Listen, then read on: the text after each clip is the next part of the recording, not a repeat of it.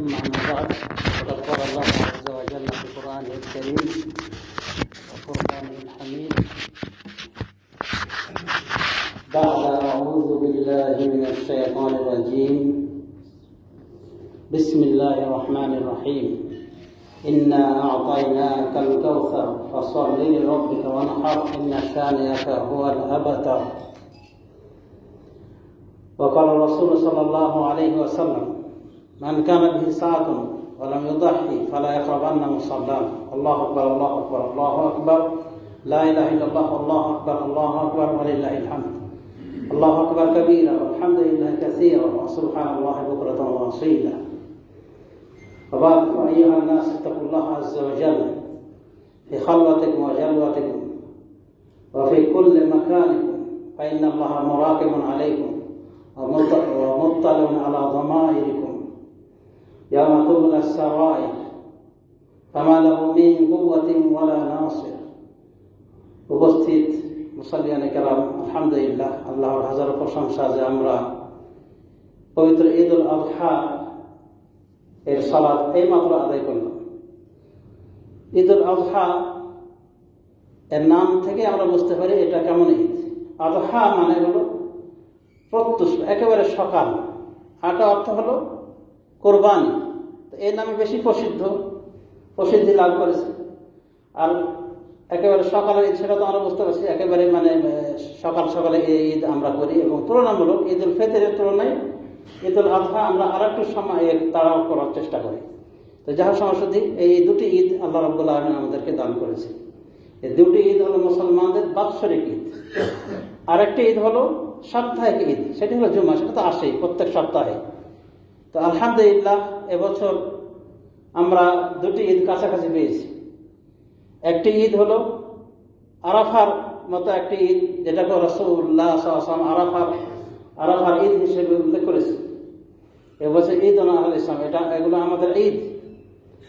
আবার আজকে আমরা সালাতুল ঈদ আদায় করলাম, ঈদ উল আযহা আমরা সমবেত হয়েছি। সালাত আদায় করার পরে খুতবা শ্রবণ করতেছি। শুধু এই ঈদ উল আযহার ক্ষেত্রে বেশ কিছু নিয়ম কানুন রয়েছে। যেহেতু এই ঈদটি হলো কোরবানির ঈদ, কাজে কিছু নিয়ম বিধান আমাদের মেনে চলতে হয় কোরবানির সংক্রান্ত এবং আরো অন্যান্য বিষয় সংক্রান্ত। এই ঈদের সাথে তাকবীরের একটা বিশেষ সম্পর্ক রয়েছে। তাকবীরাতুল ঈদ যেটাকে বলা হয়, এই তাকবীরাতুল ঈদ দুই ভাগে বিভক্ত। এক প্রকার তাকবীর হলো উন্মুক্ত তাকবীর, আপনি উঠতে বসতে চলতে ফিরতে যে কোনো মুহূর্তে যে কোনো সময় আপনি এই তাকবীর দিতে পারেন। সেটা শুরু হয়েছে জিলহজের প্রথম তারিখ থেকে, আর শেষ হবে কখন? 13 জিলহজের সূর্য ডোবার আগ পর্যন্ত। এটা হলো তার টাইম। আরটা হলো তাকবীরাতুল মুকাইয়াদা, মানে সংশ্লিষ্ট তাকবীর। এটা সালাতের সাথে সংশ্লিষ্ট। এটা শুরু হয়েছে আরাফা থেকে, অর্থাৎ গতকাল থেকে শুরু হয়েছে। প্রত্যেক সালাতের পরে এই তাকবীরগুলি চলবে। তাকবীরগুলি কি? যা একটু করে আমরা বলেছি, আল্লাহু আকবার আল্লাহু আকবার লা ইলাহা ইল্লাল্লাহ আল্লাহু আকবার আল্লাহু আকবার ওয়া লিল্লাহিল হামদ। বা তিনবার আল্লাহু আকবার বলবেন, আল্লাহু আকবার আল্লাহু আকবার আল্লাহু আকবার লা ইলাহা ইল্লাল্লাহ আল্লাহু আকবার আল্লাহু আকবার ওয়া লিল্লাহিল হামদ। সরাসরি আমরা এই জিকিরগুলির ভিতরে তাকবীরের বিশেষ গুরুত্ব পাই। কেন? এই তাকবীরগুলি যদি আমরা খেয়াল করে দেখি, এই তাকবীরগুলি আল্লাহর নিকটে এতটাই পছন্দ যে সমস্ত ইবাদতে রাখা হয়েছে। নামাজের ভিতরে, নামাজের বাইরে, মুয়াজ্জিন যখন আযান দেয় পুরোটাই তাকবীর, মানে শুরুতে তাকবীর শেষে তাকবীর। আল্লাহু আকবার আল্লাহু আকবার আল্লাহু আকবার আল্লাহু আকবার। লাস্টে কি বলে? আল্লাহু আকবার আল্লাহু আকবার লা ইলাহা ইল্লাল্লাহ লা ইলাহা ইল্লাল্লাহ আল্লাহু আকবার। এক কথা এই তাকবীরাত গুলি দেখবেন যে সালাতের ক্ষেত্রে রয়েছে, সালাতের বাইরে আযানের ক্ষেত্রে রয়েছে।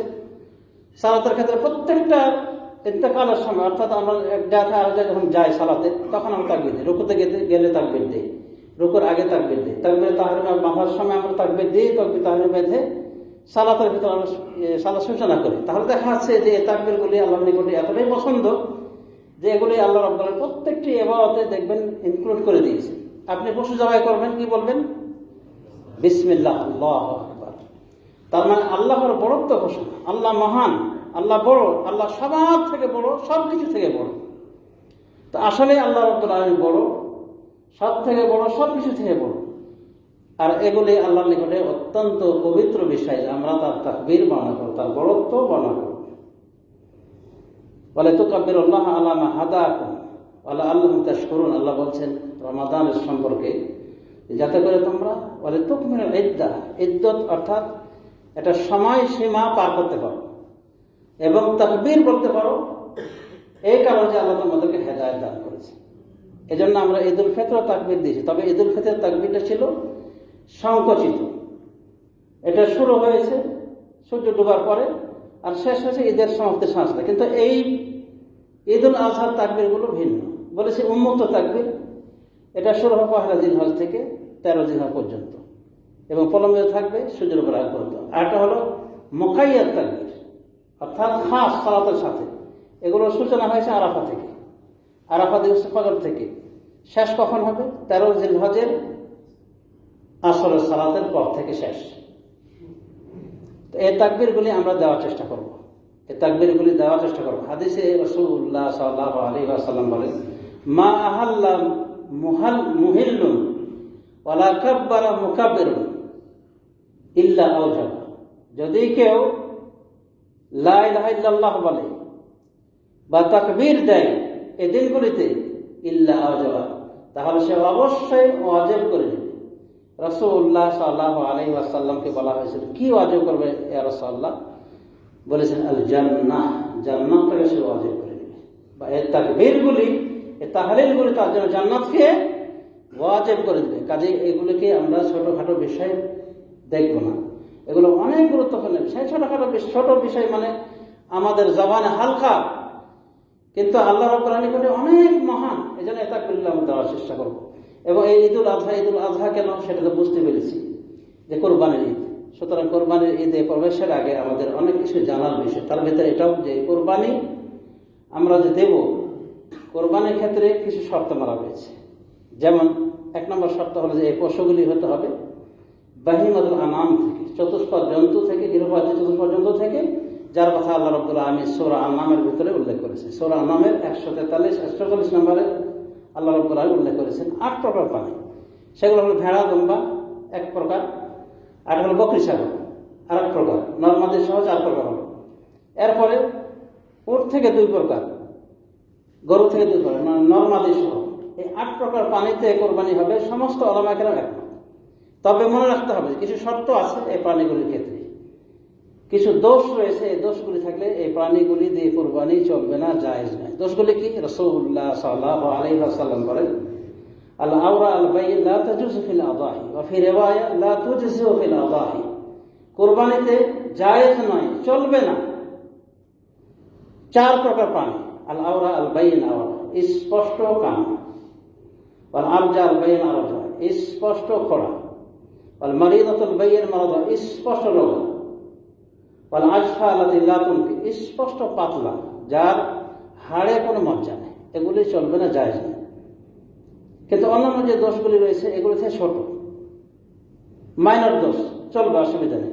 যেমন কান একটু কাটা বা লেজ কাটা বা শিং ভাঙা, এগুলো কিন্তু দোষ। কিন্তু এগুলো দোষের কারণে কোরবানিতে আপনার বাধা হবে না। কিন্তু অবশ্যই আপনি এরপর দেখে নেওয়ার চেষ্টা করেন নিখুঁত।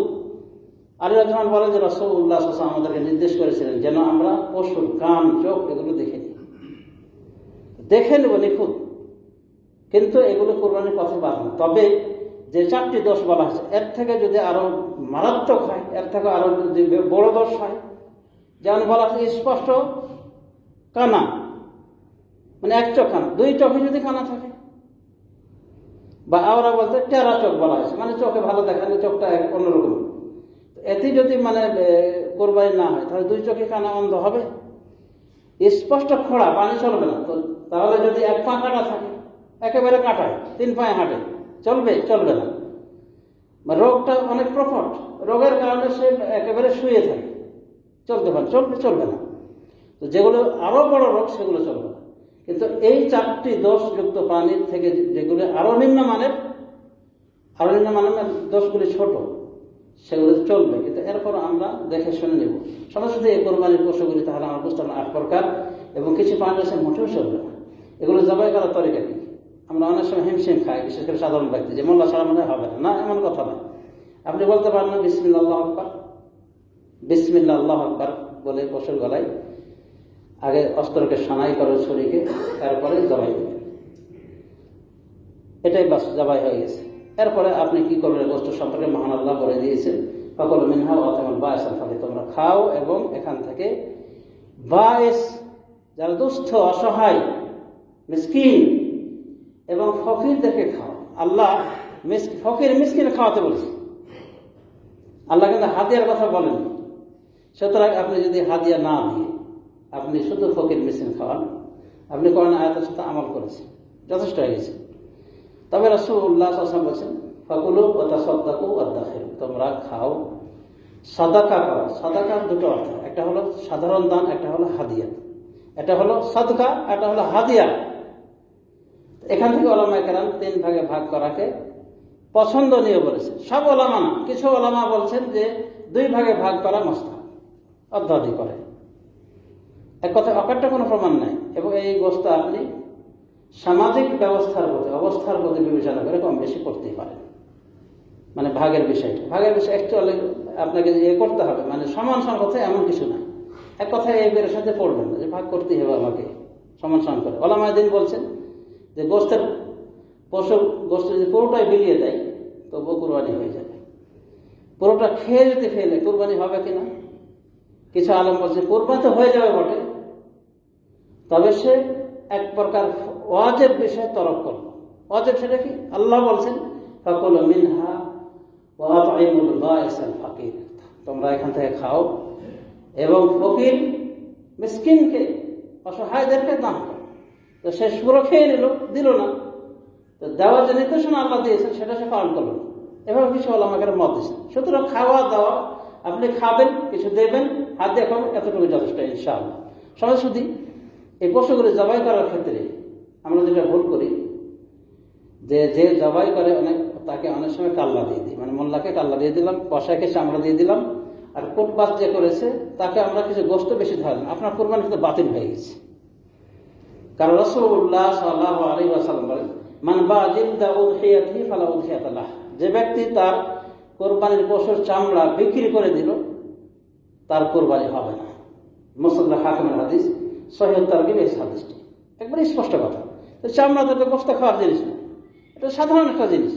সেটাও যদি আপনি বিক্রি করেন মানে নিজের খাওয়ার জন্য, তাহলে আপনার কোরবানি বাতিল। সুতরাং আপনি যে কর্মচারীকে কিছু গোস্ত দিলেন, গোস্ত কোটা বাছা করার জন্য, আপনার কোরবানি বাতিল হয়েছে। কারণ আপনি পারিশ্রমিক দিচ্ছেন। হ্যাঁ, আপনি নিজের পক্ষ থেকে তাকে পারিশ্রমিক দেওয়ার পরে 100 টাকা, 200 টাকা, 500 টাকা যা বাজারে বা আপনি যেটা দিচ্ছেন, দেওয়ার পরে যদি আপনি মনে হয় ও মিসকিন, ওরও তো মানে খাওয়ার ইচ্ছা আছে, ওকে দেওয়া যেতে হবে মিসকিন হিসেবে, তখন আপনি বিবেচনা কিছু দিলেন। কিন্তু কখনোই আপনি এই বিবেচনা যদি দেন যে এত কষ্ট করলো বেচারা, ধরাই দিই, হবে না, কোরবানি বাতিল হয়ে গেছে। অনুভব মানে কাল্লা দিয়ে দিলেন মোল্লাকে, কোরবানি গেছে আপনার। চামড়া দিলেন কষাইকে, মানে ভাবলেন যে বেচারা এত কিছু করে দিল, কষাইকে চামড়া দিয়ে দিই, না, ওটা চলবে না। সুতরাং কোরবানি হলো স্যাক্রিফাইস, মানে আল্লাহর রাস্তায় দান করেছেন। এখানে কোনো প্রকার এই জাতীয় বিনিময় চলবে না, বেচা কেনা চলবে না। আর বেচা কেনা শুধু টাকা দিয়ে না, শ্রমের বিনিময় হয়। আগে দেখা গেছে গম দিয়ে আটা নেওয়া হয়েছে, আটা দিয়ে গম নেওয়া হয়েছে, বিভিন্ন রকম বেচা কেনা ছিল, টাকা দিয়ে টাকা। তো ঠিক এরকমই আপনি কোরবানির ফসল কিছু দিয়ে দিলেন তার শ্রমের বিনিময় হিসেবে, এটা কিন্তু কোরবানিকে বাতিল করে দেবে। এগুলো আমরা অনেক সময় খেয়াল করি না, এটা অবশ্যই আমাদেরকে খেয়াল করতে হবে সবদি। তো যা হোক, ঈদুল আজহা একটি আনন্দের ঈদ, এবং এই ঈদে মুসলমানরা আনন্দ লাভ করে, এবং এই ঈদটাকে আল্লাহ রাব্বুল আলামিন বিশেষ হিকমত দিয়েছে। আমরা যদি লক্ষ্য করে দেখি, 2 মাস আগে আমরা কিন্তু ক্ষুধার্ত ছিলাম, হয়তো বা স্বাস্থ্যহানিও হয়েছে অনেকের, হতে পারে। আল্লাহ রাব্বুল এই ঈদটা দিয়েছেন মানে এমন সময়, এমনভাবে যে যাতে করে আমরা আগের গ্যাপটা যেন পূর্ণ করতে পারি, খেয়ে এদের যেন মোটা তাজা হতে পারে। আরেকটা বিষয়, সহানুভূতির জন্য আল্লাহ রাব্বুল আলামিন এই ঈদের ব্যবস্থা করেছে। অনেক গরিব মানুষ দেখবেন যে সারা বছর হয়তো মাংস খেতে পায় না, কিন্তু এই ঈদের সময় তাদের একটা সুযোগ হয়ে যায়। এই জন্য যারা ধনাঢ্য ব্যক্তি তাদের উচিত বেশি বেশি করে কোরবানি দেওয়া, তবে আল্লাহর ওয়াস্তে, মানুষের সাথে ফখর করার জন্য, মানুষকে দেখানোর জন্য, এক কথায় লৌকিকতার কোনো জিনিসই আল্লাহ গ্রহণ করবেন না। মহান আল্লাহ বলেন, লা ইয়ানালুল্লাহা লুহুমুহা ওয়ালা দিমাউহা ওয়ালাকিন ইয়ানালুহু তাকওয়া মিনকুম। আল্লাহর দরবারে এই সমস্ত কোরবানির পশু রক্ত মাংস কোনো কিছু পৌঁছে না। ওয়ালাকিন ইয়ানালুহু তাকওয়া মিনকুম, কিন্তু তা নিকটে পৌঁছে তোমাদের পরহেজগার এতটুকু। কে কত মুত্তাকি, কে কত পরহেজগার, এতটুকুই আল্লাহ জানতে চান। যদি আল্লাহ জানেন, চাক্ষুষ প্রমাণ নিতে চান, সুতরাং মুত্তাকি হয়ে আল্লাহর বিধিবিধানের কাছে মাথা নত করে আমরা এই কোরবানির এবাদত করব যথাসময় ইনশাআল্লাহ। আর আমি যদিও এখানে বক্তব্য দিচ্ছি, আমরা সবাই প্রবাসী, কিন্তু কোরবানি আমাদের সবার একদিন পরে হয়তো হবে। এখানে একটা নিয়ম ছিল, যারা কোরবানি দাতা তারা নখ চুল কোনো কিছু কাটবে না। কোরবানি দাতা কখন কাটবে? এগুলি যেদিন কোরবানি হবে, 10 তারিখ। আজকে আমরা করতে পারি, কিন্তু আমাদের যেহেতু কোরবানি যারা দিয়েছে তারা যেহেতু কোরবানি হচ্ছে না, বরং আগামীকাল হবে, সেজন্য আগামীকাল পর্যন্ত আপনি বিলম্ব করবেন। আর যে ভাড়া নখ চুল সব কেটে প্রস্তুত হয়ে দাড়ি সেভ করে চলে আসছেন, তা তো বোঝাই যাচ্ছে যে একটা অন্যায় হয়েছে। তো যাই হোক, আল্লাহর কাছে মাপ চাই যে আপনার একটা বিষয় খেয়াল রাখবেন, যে এই জাতীয় পবিত্র দিনগুলিতে শরীয়তের অনুশাসন মেনে চলার চেষ্টা করবেন। এই যে আপনি আসলেন দাড়ি ক্লিন সেভ করে, এটাকে আল্লাহ নির্দেশ। আর যদি কোরবানি দিয়ে থাকেন, একটা সুস্পষ্ট সীমা লঙ্ঘন করেছে, শরীয়তের লঙ্ঘন করেছে, আল্লাহ হারাম করেছে, রাসূল সাল্লাল্লাহু আলাইহি ওয়াসাল্লাম হারাম করেছে, নিষেধ করেছে। চুল দাড়ি নখ কোনো কিছু কাটা যায়, দাড়ি তো সবসময় কাটা নিষেধ, এভাবে ক্লিন সেভ করা হারাম। কিন্তু আমরা অনেক সময় ঈদের দিন আসি সুন্দর হয়ে ক্লিন সেভ করে, এগুলো ঠিক না। যে কোনো পাপ করতে হয় গোপনে, কিন্তু এই দাড়ি ক্লিন সেভ করা আর টাকার নিচে কাপড় পরা এমন একটা পাপ যে সারা পৃথিবীর মানুষ দেখতে পায়। আপনি মসজিদে যাচ্ছেন, যেখানে সেখানে যাচ্ছেন, সেখানে যান, আপনি কিন্তু এটা দেখাই দিচ্ছেন যে আপনি এই পাপের সাথে জড়িত। এমনকি কবরে যখন আপনি আল্লাহর সাথে সাক্ষাৎ করবেন, আল্লাহকেও দেখাবেন এই চেহারা যে আল্লাহ আপনার দরবারে এসেছে, এই যে দেখেন ক্লিন সেভ। এটা আল্লাহ রাসূলের বাস্তব একটা সুন্নাহ, আল্লাহ রাসূলের ওয়াজিব ফরজকৃত জিনিসের প্রতি আমাদের শ্রদ্ধা থাকা উচিত সমাজে সত্যি। তো যা হোক, আল্লাহ রাব্বুল আলামিন আমাদের তৌফিক দান করে। ঈদুল আজহার স্যাক্রিফাইস, ইব্রাহিম আলাইহিস সালাম তার পুত্রকে কুরবানি দিতে ধরেছিলেন আল্লাহর নির্দেশ পালন করার জন্য, কিন্তু আল্লাহ রাব্বুল আলামিন ইব্রাহিমের তাকওয়া পরহেজগারিতাটুকুই চেয়েছিলেন, এবং কতটাই তিনি আল্লাহর জন্য নিবেদিত প্রাণ এটাই পরীক্ষা করতে চেয়েছেন। বাস্তব প্রমাণ হয়ে গেল যে উনি তার পুত্রের গলায় ছুরি দেওয়ার জন্য প্রস্তুত হয়ে গেছে, সবাই দিয়েছে, আর বাকি আছে কিছু। আল্লাহ রাব্বুল আলামিন দয়া করে তখন কি করলেন? ইসমাইলকে ছাড়িয়ে এনে একটি দুম্বা তারা ফাদাইনাহু বিযিবহিন আযীম। আল্লাহ বলছেন, আমি ছাড়িয়ে নিলাম ইসমাইলকে একটি মহান কোরবানি দ্বারা, আর সেটা ছিল দুম্বা। তো চিন্তা করে দেখেন, পুত্রকে কোরবানি দিতে হবে, পিতা প্রস্তুত, সন্তানকে বলছে, সন্তান হে আমার স্নেহের ছেলে, আমি দেখছি তোমাকে কোরবানি করছি, স্বপ্নে দেখি, বলো তোমার কি অভিমত? যোগ্য পিতার যোগ্য সন্তান বলছে, ইয়া আবাতি ফাল মা তুমার সাতাজিদুনি ইনশাআল্লাহ মিনাস সাবিরিন। হে আমার পিতা, শ্রদ্ধেয় পিতা, আপনাকে যা আদেশ করা হয়েছে করুন, পালন করুন, অচিরে আপনি আমাকে সবরকাদের অন্তর্ভুক্ত পাবেন। এটাই হলো নির্দেশন, এটাই হলো মুসলিমদের হওয়া উচিত, যে আল্লাহ নির্দেশ করেছে, খালাস, কোনো কথা না। তো এই জন্যই এই কোরবানি থেকে শুধু পশুর গলায় জবাই ছুরি চালাই দিলাম আর গোস্ত খেলাম আর কিছু বিলি, এটাই থেকে শেষ না। শিক্ষা নিতে হবে আমাদেরকে, যে ইব্রাহিম আলাইহিস সালাম কিভাবে ত্যাগ করেছেন, ত্যাগ তিতিক্ষা দেখিয়েছিলেন, আমাদেরকে দেখাতে হবে। আল্লাহর নির্দেশগুলি আমরা শ্রদ্ধার সাথে আমল করার চেষ্টা করব। বছরের পর বছর, যুগের পর যুগ, কোনো পরিবর্তন নাই। চেহারা শুরুতে, লেবাসে, পোশাকে, এগুলো কতদিন আমাদের চলে, এমনকি আমরা কবরও পর্যন্ত চলে যাচ্ছি। বন্ধুরা, এটা কিন্তু সঠিক না, বরং আমাদের শিক্ষা নেওয়া উচিত, আমাদের সংশোধন হওয়া উচিত। কারণ এই জীবনটা একেবারে সংকীর্ণ, এবং যে কোনো সময় আপনার জীবন শেষ হয়ে যেতে পারে, মৃত্যু ঘণ্টা বেজে উঠতে পারে। তখন আপনি আল্লাহর সাথে সাক্ষাৎ করেন কি অবস্থায়, এটা আমাদের প্রস্তুত থাকা উচিত। এই কোরবানি দিয়ে আমরা কিন্তু স্যাক্রিফাই করে থাকি, আল্লাহকে দেখে থাকি যে আল্লাহ আপনার বিধান কোরবানি ছিল, কোরবানি করে দিলাম। এভাবে যতগুলি বিধান রয়েছে আমরা এভাবে বাস্তবায়ন করবো, মেনে নেব, তাহলে কিন্তু কোরবানির শিক্ষাটা আমাদের ভেতরে বাস্তবায়িত হয়েছে মনে করতে হবে। তো যা হোক, আল্লাহ রাব্বুল আলামিন আমাদের সবাইকে ক্ষমা করুন, মাফ করুন, এবং আল্লাহ রাব্বুল আলামিন আমাদের ত্রুটি বিচ্যুতিগুলি ক্ষমা করে দিয়ে আমাদেরকে তার কোরআন সুন্নাহর পথে পরিচিত হওয়ার তৌফিক দান করুন, সিরাতুল মুস্তাকিমে থাকার তৌফিক দান করুন। আল্লাহুম্মা আইজ্জিল ইসলাম ওয়াল মুসলিমিন ওয়া আযিল্লা শিরক ওয়াল মুশরিকিন। আল্লাহুম্মা আতি নুফুসানা তাকওয়াহা وزكها أنت خير من زكاها أنت وليها ومولاها اللهم اغفر لجميع المؤمنين والمؤمنات والمسلمين والمسلمات ربنا آتنا في الدنيا حسنة وفي الآخرة حسنة وقنا عذاب النار ربنا هب لنا من أزواجنا وذرياتنا قرة أعين واجعلنا للمتقين إماما اللهم تقبل منا صالح الأعمال وصلى الله على نبينا محمد وعلى آله وصحبه أجمعين পরিশেষে বলবো একটা দোয়া আছে আমরা এই দোয়াটা করব ঈদের শেষে সাহাবায়ে কেরাম একে অপরের সাথে এই দোয়াটা করতেন তাকাব্বাল মিন্না ওয়া মিনকুম তাকাব্বাল মিন্না ওয়া মিনকুম আমিন ওয়া সাল্লাল্লাহু আলা নবিয়িনা মুহাম্মদ ওয়া আলা আলিহি ওয়া সাহবিহি আজমাইন